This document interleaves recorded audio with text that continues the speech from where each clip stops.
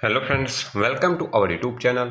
આજે મિત્રો આપણે માહિતી મેળવીશું ગુજરાત પોલીસમાં આગામી સમયમાં 7 વર્ષમાં 50,000થી પણ વધુ નવી સરકારી ભરતીની જાહેરાત થઈ જશે। મિત્રો, સંઘવીનો દાવો કે 449 બિન હથિયારી પીએસઆઈને સીએમને નિમણૂક પત્રક અપાયા।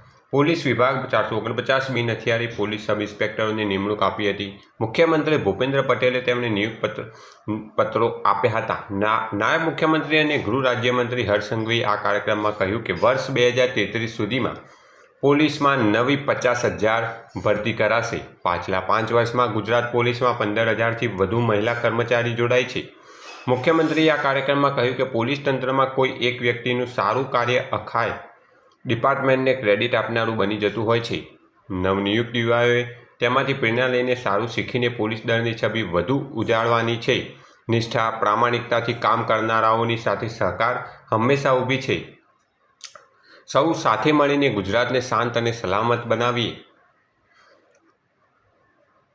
ગૃહ રાજ્યમંત્રી હર્ષ સંઘવીએ કાર્યક્રમમાં 2033 સુધીમાં પોલીસમાં નવી 50,000 ભરતીઓની જાહેરાત મિત્રો કરી દીધી છે।